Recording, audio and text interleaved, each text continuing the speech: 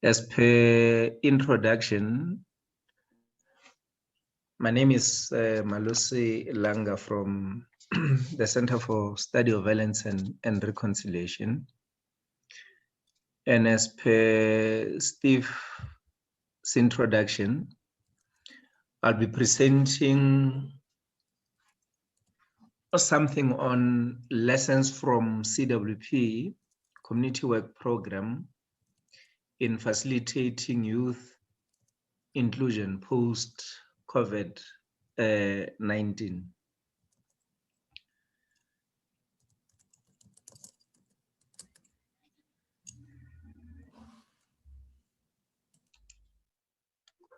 I'm trying to.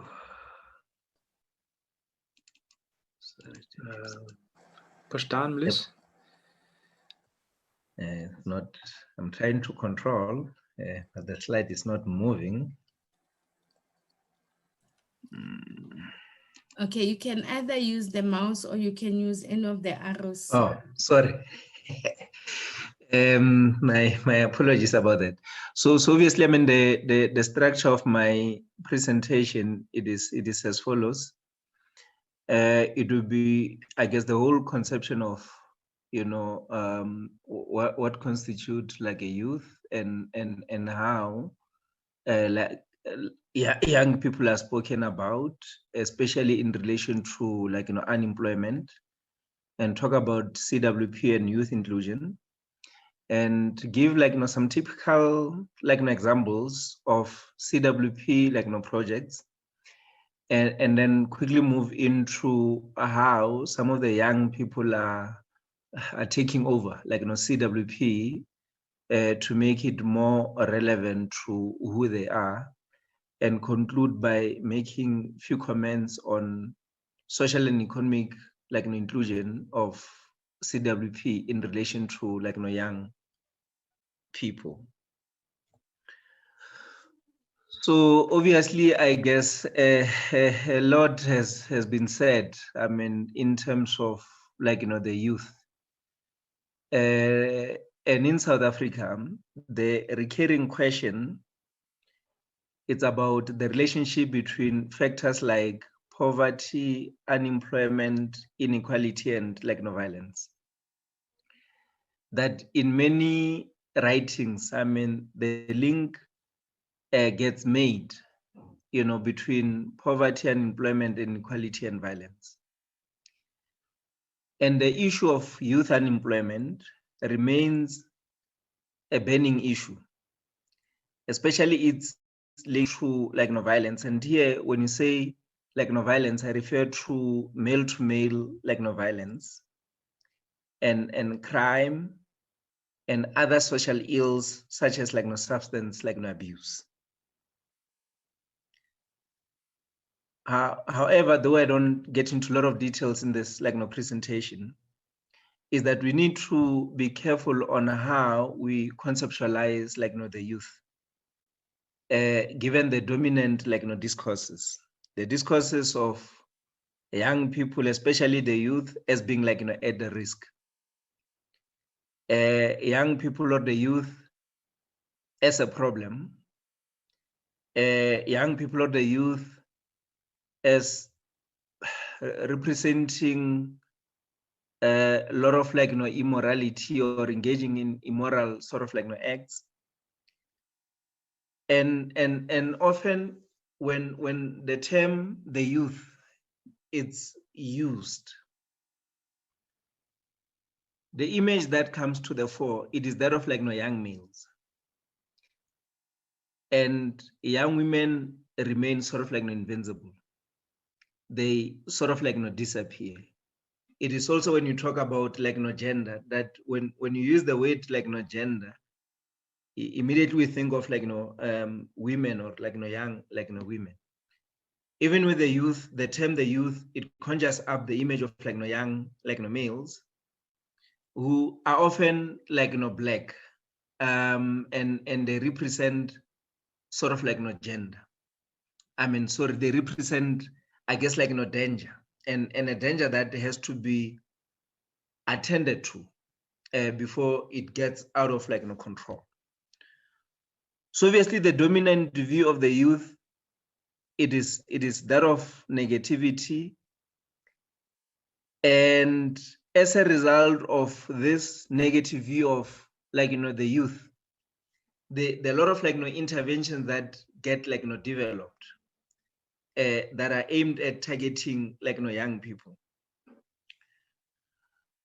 But the discourse with some of the interventions is that we acting because we have this fear, we have this anxiety, we have this worry, we have this panic, that if we don't address youth unemployment, these young people may revolt, may cause mayhem, may go wild, and a lot of articles talk about how in other parts of the world get recruited into insurgent groups and terrorist networks. So obviously we intervening from a point of fear, a point of worry, a point of anxiety. And hence one can then argue to say many of these interventions, given that we're intervening from a point of fear, they're quite hasty. And they come from the top. The voices of young people informing those interventions are not taken into account. And obviously there is no sort of consultation. Young people must just be recipients of all these interventions and just consume what they're given to. They don't have minds of their own to say what will work for them and what will not work for them, because ultimately they are seen as empty shells that I guess need to be filled with all kinds of information. So obviously, I mean, given my sort of argument, I wish to use CWP as an example based on many years of researching CWP over the last 12 years, from 2008 till to date, which is 2020. So obviously, I mean, I've done some work on CWP between the period of 2009 and 2010, and did another work between 2013 and 2015 and 2016 and 2018. And currently we're doing a big project on youth inclusion in socioeconomic and livelihood programs with specific focus on CWP, though we're focusing with many other sort of programs, but I'm going to limit my presentation on CWP. I guess this slide is for the sake of those that do not know CWP, but I'll just cover this in one minute. To say it's a government-led project falling under COCTA.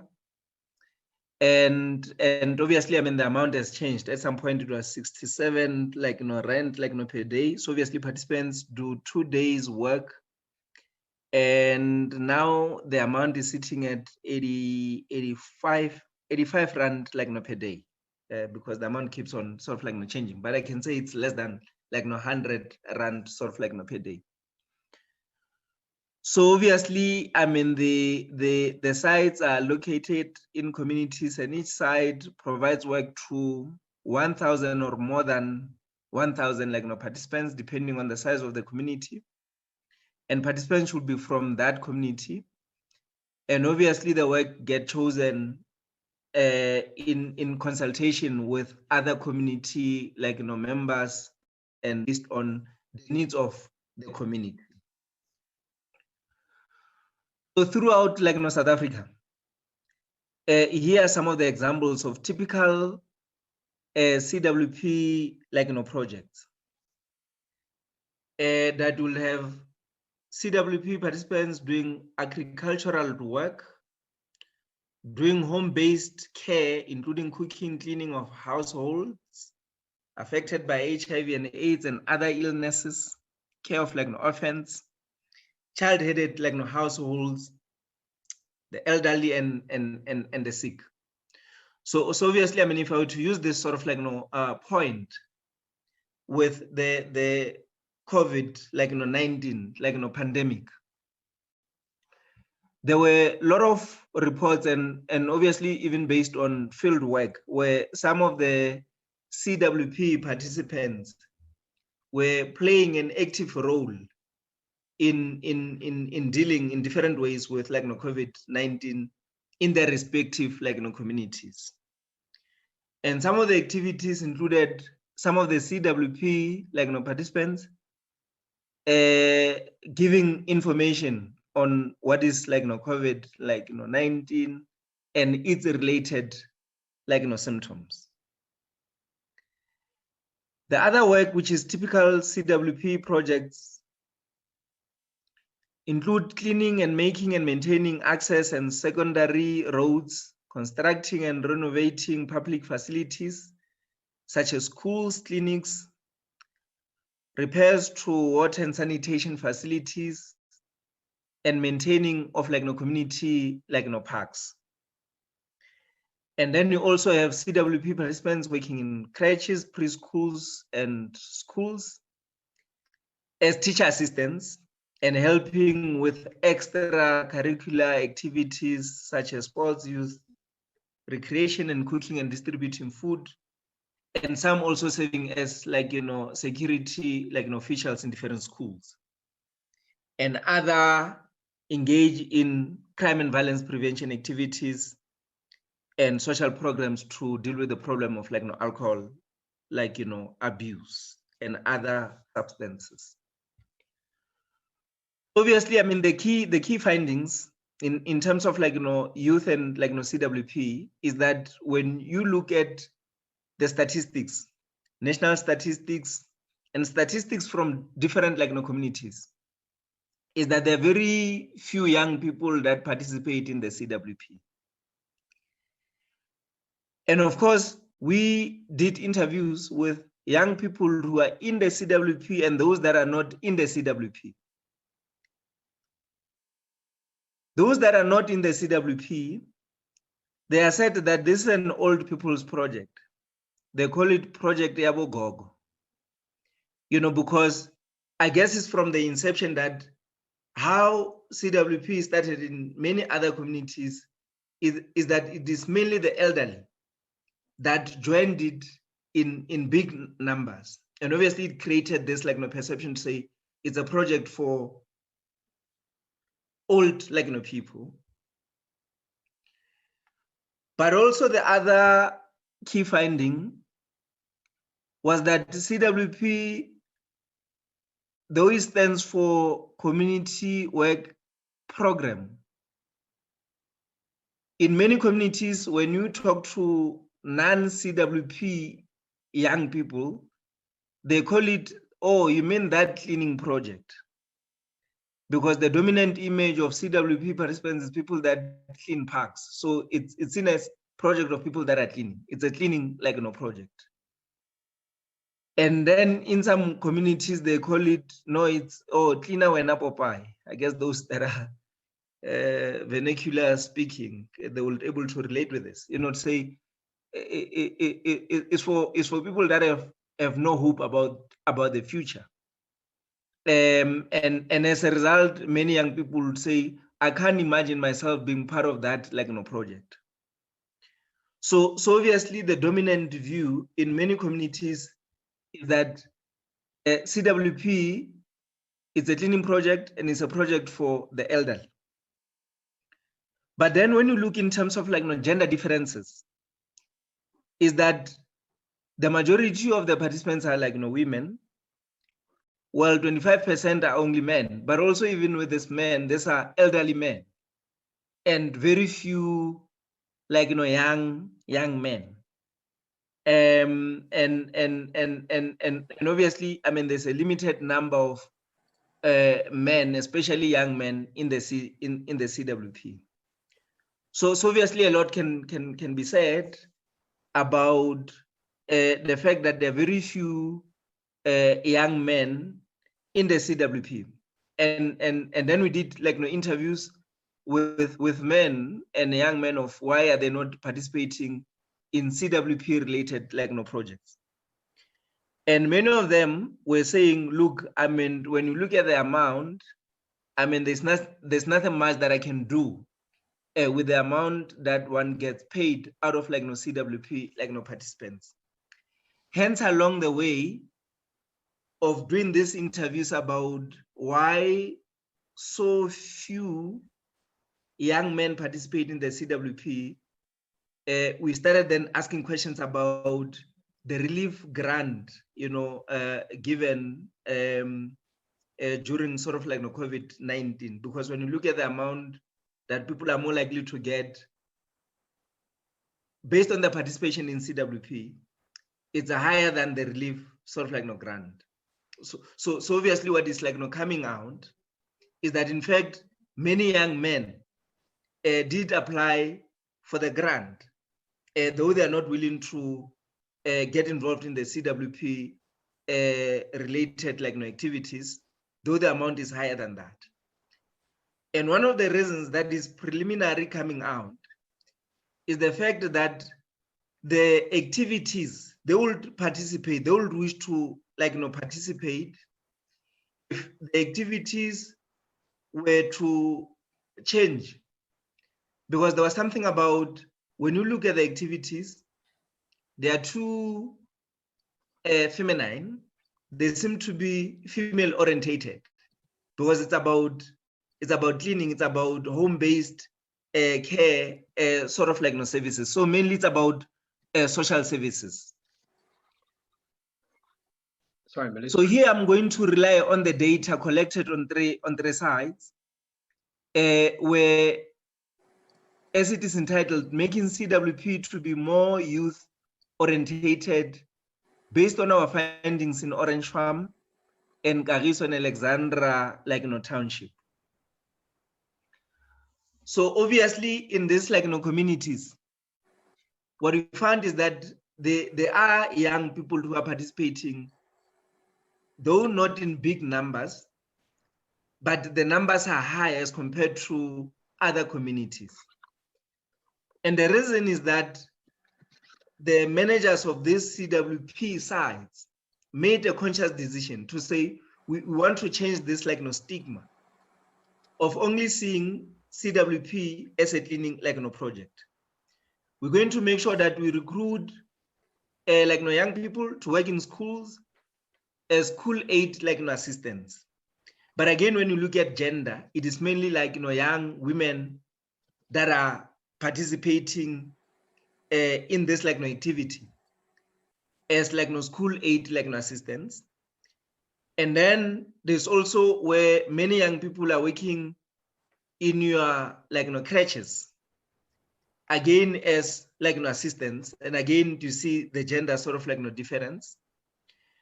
But then in these three communities, especially Kagiso and Alexandra, the big numbers of young people who are working in CWP, but focusing on sporting sort of activities, such as soccer and baseball and cricket. And then in Alexandra, you have a big pool of young people who are in CWP and what they call arts in the CWP. And obviously that entails dancing, singing, theater performance and drama and many other art related sort of activities. Sorry, Melissa, you have 2 more minutes. 2 more minutes. Okay, so obviously in CWP and crime prevention, and then CWP and income generating project. So obviously, I mean, the quick concluding remarks that I wish to sort of make is that as a result of these activities, especially with young people, you see how CWP strengthens community solidarity and social cohesion. And obviously, I mean, I can provide a lot of examples on this point. but also on how CWP supports forms of like economic inclusion amongst some of these young people, and especially when you look at the narratives of young women who are part of CWP. So the last concluding sort of remarks, when you look at this, I guess on the whole, it is the failure of CWP to attract young people and gender. Say there's something about the projects that get undertaken. There's an argument about how they are gendered, but also there's an issue of political patronage in some communities and interference in selecting participants, and also I guess the negative stigma associated with people participating in CWP. And I guess the two challenges is about the political will, in expanding CWP and making it more attractive, and also developing a clear exit strategies, because many young people feel, these are dead end jobs. You get trapped in CWP. I want to exit, but what is the exit strategy? And obviously, I guess also the physical, fiscal, constraints that obviously are more likely to arise in terms of the future funding of CWP due to COVID-19. Thanks, Steve.